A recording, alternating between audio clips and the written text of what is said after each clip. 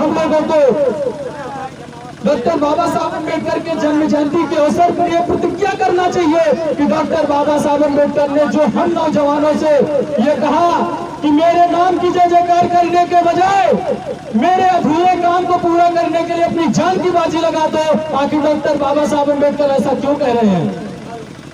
उन्होंने आपके लिए भारतीय संविधान तो लिख दिया और संविधान लिखने के बावजूद भी संघर्ष करने की बात कर रहे हैं। आखिर ऐसा क्यों कर रहे हैं, इसके लिए सोचना चाहिए साथियों। डॉक्टर बाबा साहब अम्बेडकर इसलिए कह रहे हैं क्योंकि वो भारतीय संविधान जिन लोगों के हाथों में सौंपा, उनके ऊपर बाबा साहब को भरोसा नहीं था कि वो भारतीय संविधान को लागू करेंगे कि नहीं लागू करेंगे। इसीलिए उन्होंने कहा कि मेरे लोगों, मेरे नाम की जय जयकार करने के बजाय मेरे अधूरे कार्य को पूरा करने के लिए अपनी जान की बाजी लगा दो। इसलिए आपको कहा। डॉक्टर बाबा साहब अम्बेडकर को आशंका थी कि जिस संविधान को मैंने इतने परिश्रम से, इतनी मेहनत से, इतने लगन से अपने लोगों के लिए लगाया, अपने लोगों के लिए बनाया है, वो संविधान गलत लोगों के हाथों में जा रहा है। इसीलिए डॉक्टर बाबा साहब अम्बेडकर ने 1953 में कहा कि वर्तमान स्वराज तो उनका स्वराज है, हम तो आज भी उनके गुलाम हैं। आखिर ये बात डॉक्टर बाबा साहब अम्बेडकर को भारतीय संविधान लागू होने के बावजूद भी ये बात कहनी पड़ रही है। और वो ये बात वो व्यक्ति कह रहा है जिन्होंने संविधान अपने हाथ से लिखा। ये बात कोई आम व्यक्ति नहीं कह रहा है कि वर्तमान स्वराज उनका स्वराज है, हम तो आज भी उनके गुलाम हैं। ये बात कौन कह रहे हैं? जिन्होंने भारतीय संविधान को स्वयं अपनी कलम से लिखा। वो कह रहे हैं कि वर्तमान स्वराज उनका स्वराज है, हम तो आज भी उनके गुलाम हैं। अर्थात डॉक्टर बाबा साहब अम्बेडकर भारत के आजाद होने के बावजूद और संविधान लागू होने के बावजूद भी अपने आप को आजाद महसूस नहीं कर रहे थे। आखिर क्यों नहीं कर रहे थे? क्योंकि डॉक्टर बाबा साहब अम्बेडकर को आशंका थी कि इस देश में भारतीय संविधान लागू होने के बजाय इस देश में ब्राह्मण तंत्र लागू हो रहा है।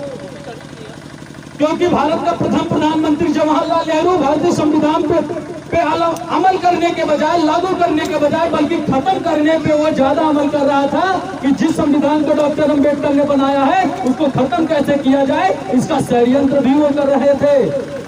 इसीलिए डॉक्टर बाबा साहब अम्बेडकर ने 20 मई 1956 को कोलंबिया में कहना पड़ा कि लोकतंत्र और ब्राह्मण तंत्र एक साथ नहीं चल सकता। डॉक्टर बाबा साहब अम्बेडकर को यह आशंका थी कि वर्तमान देश में भारतीय संविधान लागू होने के बजाय इस देश में ब्राह्मण तंत्र लागू होना चाहता है और नेहरू लागू करना चाहते हैं, लेकिन मैं करने देने वाला नहीं। इसीलिए बाबा साहब अम्बेडकर को कहना पड़ा कि लोकतंत्र और ब्राह्मण तंत्र एक साथ नहीं चल सकता। और वर्तमान में देख लीजिए, लोकतंत्र खत्म होकर के ब्राह्मण तंत्र स्थापित हो गया है। अर्थात हमारे महापुरुषों को उसी समय आशंका हो गई थी, लेकिन वर्तमान में हमारे लोगों को आज भी नहीं पता है कि वर्तमान में भारत में संविधान के हिसाब से कानून चल रहा है कि मनुस्मृति के अनुसार से कानून चल रहा है। साथियों, हम लोगों को समझना होगा कि डॉक्टर बाबा साहब अम्बेडकर हम लोगों के लिए कितना परिश्रम किए, कितना त्याग किए, कितना बलिदान दिए। उनके त्याग और बलिदान को हम लोग सिर्फ एक दिन जागृत होकर के सिर्फ डीजे बजा करके, बाजा बजा करके सोचते हैं कि उनके त्याग और बलिदान को हम लोगों ने वारा कर दिया या उनके मिशन को पूरा कर दिया, लेकिन ऐसा नहीं है साथियों। हम लोगों के बाबा साहब के मिशन को पूरा करने के लिए दिन रात 365 दिन काम करना होगा, तब जाकर के बाबा साहब का मिशन पूरा होगा। बाबा साहब अम्बेडकर इस देश में जात विहीन समाज का निर्माण करना चाहते थे, लेकिन वर्तमान में हमारे नेता जात के नाम पे आपके पास वोट मांगने आते हैं, क्षेत्र के नाम पे वोट मांगने आते हैं, अर्थात वो जात को बढ़ावा देने का कार्य कर रहे हैं। अगर कोई नेता अगर आपको कहता है कि मैं आपकी जाति का हूं और मुझे वोट करो, सपोर्ट करो, इसका मतलब वो संविधान के विरोध में काम कर रहा है। जब वो वोट मांगने आपके संविधान के विरोध में वोट मांगने आया है, तो जाहिर सी बात है जीतने के बाद भी वो संविधान के विरोध में ही काम करेगा। जीतने के बाद तो संविधान पे अमल करने के बजाय कहां अमल करेगा। इसलिए हम लोगों को बाबा साहब अम्बेडकर के सपने को पूरा करने के लिए जात विहीन समाज का निर्माण करना होगा।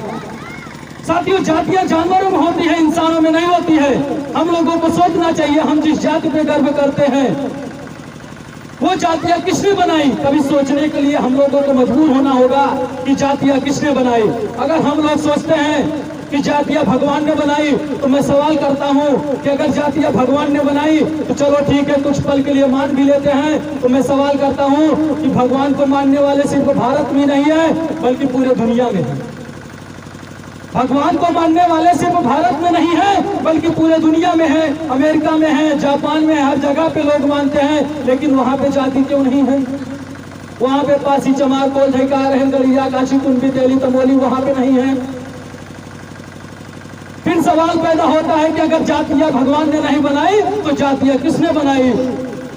ये बात हम जब पंडित जी से पूछते हैं तो पंडित कहते हैं कि जातियां कर्मों के आधार पे बनी है। अपना बचाव करने के लिए पंडित जी कहते हैं कि जातियां कर्मों के आधार पे बनी है। चलो फिर कुछ देर के लिए मान लेते हैं कि जातियां कर्मों के आधार पे बनी है।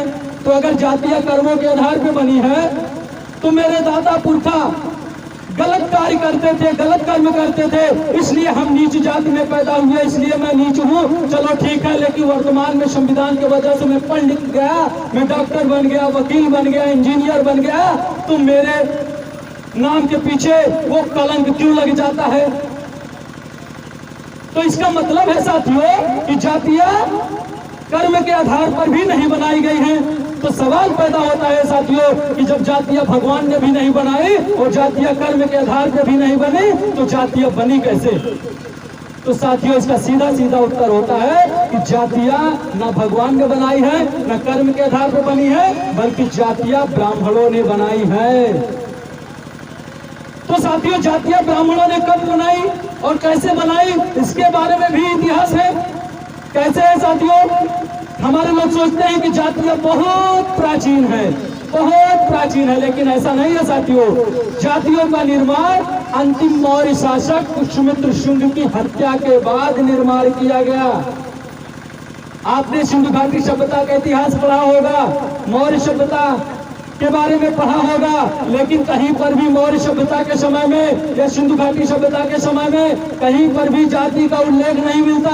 वहां पे क्या उल्लेख मिलता है? वर्ण का उल्लेख मिलता है। अर्थात उस समय कितने वर्ण थे? उस समय 4 वर्ण थे, ब्राह्मण, क्षत्रिय, वैश्य और शूद्र। अर्थात उस समय पूरा भारत जिस तरीके से आज के समय में हमारा पूरा देश, पूरा भारत 6743 जातियों के टुकड़ों में बटा है, उस समय हमारा पूरा भारत मात्र 4 वर्णों में विभाजित था। वो 4 वर्ण कौन थे? ब्राह्मण, क्षत्रिय, वैश्य और शूद्र। अर्थात उस समय कोई जातियां नहीं थी। इस चातुर्वर्ण व्यवस्था को खत्म करने के लिए तथागत बुद्ध ने चतुर्थ स्तरीय सिद्धांत का निर्माण किया। वो चतुर्थ स्तरीय सिद्धांत कौन थे? समता, स्वतंत्रता, बंधुता और न्याय। जो ब्राह्मणों ने हमारे देश में सिंधु घाटी सभ्यता को खत्म करके वर्ण व्यवस्था लागू किया, गण व्यवस्था को खत्म करके वर्ण व्यवस्था का निर्माण किया, उस वर्ण व्यवस्था को खत्म करने के लिए तथागत बुद्ध ने चतुर्थ स्तरीय सिद्धांत का निर्माण किया। वो चतुर्थ स्तरीय सिद्धांत कौन थे? समता। अर्थात पूरे समाज में एक समान होनी चाहिए, कोई भेदभाव नहीं होना चाहिए। स्वतंत्रता अर्थात सभी को स्वतंत्रता होनी चाहिए, किसी को आगे, किसी को पीछे, किसी को ऊपर, किसी को नीचे, ऐसा नहीं होना चाहिए। सबको समान स्वतंत्रता होनी चाहिए। बंधुत्व अर्थात किसी के साथ कोई भेदभाव नहीं होना चाहिए, किसी के साथ न जात के आधार पर न लिंग, किसी के साथ कुछ नहीं होना चाहिए। इसीलिए तथागत बुद्ध ने समता, स्वतंत्रता, बंधुता और न्याय पर आधारित समाज और राष्ट्र का निर्माण करने के लिए ही चतुर्थ स्तरीय सिद्धांत का निर्माण किया। जब तथागत बुद्ध ने इस चतुर्थ स्तरीय सिद्धांत का निर्माण किया तो ब्राह्मणों के द्वारा बनाई गई जो वर्ण व्यवस्था थी पूरी तरीके से ध्वस्त हो गई। कैसे ध्वस्त हो गई? क्योंकि ब्राह्मणों ने यहाँ के मूल निवासियों को चौथे वर्ण में डाल के रखा था। वो चौथा वर्ण कौन था? शूद्र। और उनकी पहचान उस समय एक थी। इसलिए तथागत बुद्ध की क्रांति सफल हुई। तथागत बुद्ध की क्रांति सफल हुई तो उसके पीछे मूल रीजन यही था कि उस समय हमारे जो लोग थे, हमारे जो मूल निवासी बहुजन समाज थे, उनकी पहचान मात्र एक थी। जब सूत्र कहते थे सब पे गाली पड़ती थी, जब सूत्र को बुलाते थे तो सब चले आते थे। जब आज हम सम्मेलन करते हैं तो हमारा सम्मेलन, हमारा मिशन क्यों नहीं पूरा हो रहा है? उसका मूल कारण यही है साथियों, क्योंकि आज हमारी पहचान एक होने के बजाय आज हमारी पहचान 6743 जाति के टुकड़ों में बटी है। हम एक जाति को जोड़ने जाते हैं, दूसरा जाति हमसे अलग हो जाता है, दूसरे जाति को जोड़ने जाते हैं, तीसरा हमसे अलग हो जाता है। इसलिए हमारा मिशन पूरा नहीं होता है।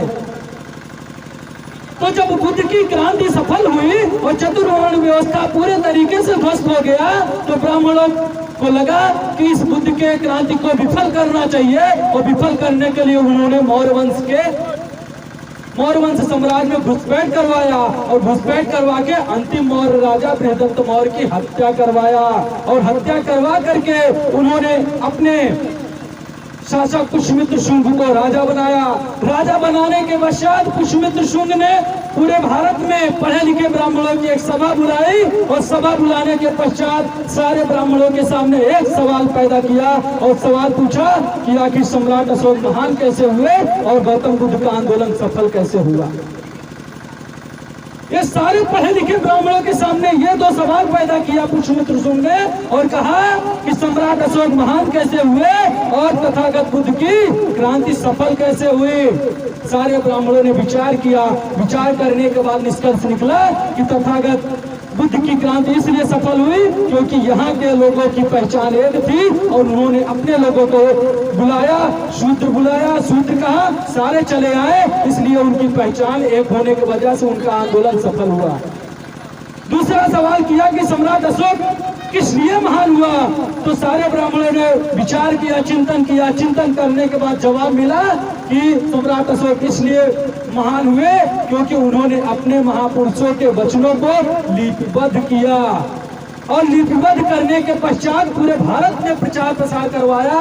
आप लोगों को इतिहास में पता होगा कि सम्राट अशोक ने भारत में 1 नहीं, 2 नहीं, 3 नहीं, 100 नहीं, 1000 नहीं, बल्कि 84,000 से ज्यादा स्तूपों का निर्माण करवाया था, और उन स्तूपों में तथागत बुद्ध के विचारों को लिपिबद्ध करवाया था, और पूरे भारत में तथागत बुद्ध को संदेश को प्रचारित करवाया, और सिर्फ भारत में नहीं बल्कि विदेशों में प्रचारित करवाया। और प्रचारित करवाने का माध्यम सिर्फ शिलालेख को ही नहीं बनाया, बल्कि इस देश में जो हमारे लोग कभी पढ़ने लिखने नहीं जानते थे, बल्कि भारत में बड़े बड़े महाविद्यालय का निर्माण करवाया, और उस महाविद्यालय की वजह से भारत विश्व गुरु बना, और विश्व गुरु बनने की वजह से सम्राट अशोक महान हुए।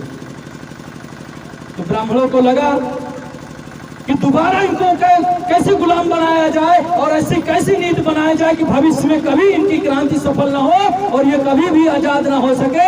इसीलिए ब्राह्मणों ने क्या किया, वर्ण व्यवस्था के साथ साथ जाति व्यवस्था का निर्माण किया, और जाति व्यवस्था में हमको बांट करके विफल कर दिया, और आज हम एक नहीं हो पा रहे हैं। साथियों, बाम से इस देश में जाति व्यवस्था को खत्म करके जो बुद्ध का विचारधारा थी, जो तथागत बुद्ध इस देश में समता, स्वतंत्रता, बंधुता और न्याय पर आधारित समाज और राष्ट्र का निर्माण करने की बात करते थे, उसी विचारधारा को स्थापित करने के लिए आज यह कार्यक्रम लगाया गया है। डॉक्टर बाबा साहब अम्बेडकर की जन्म जयंती मनाने के पीछे हमारा मकसद यही होना चाहिए कि हम जयकार करने के बजाय बल्कि उनके अधूरे मिशन को पूरा करने के लिए अपनी जान की बाजी लगा देना चाहिए हम नौजवानों को। तो आज साथियों, इस मंच के माध्यम से मैं आपसे पुनः आह्वान करना चाहता हूँ कि संगठन में हमारे लोगों को जोड़ने के लिए विचारधारा होनी चाहिए, और विचारधारा को कभी भी हम खत्म नहीं होने देंगे। वर्तमान समय में बहुत सारे लोग हैं जो संगठन को खत्म करने के लिए षड्यंत्र कर रहे हैं, विचारधारा में मिलावट कर रहे हैं, लेकिन हम उनके षड्यंत्र को कभी सफल होने देने वाले नहीं है। साथियों, आप लोगों ने हमें सुना, इसके लिए आभार, और मैं इसी बात के साथ अपनी बात को समाप्त करता हूँ। धन्यवाद। जय भीम, जय भारत, जय मुनिवासी।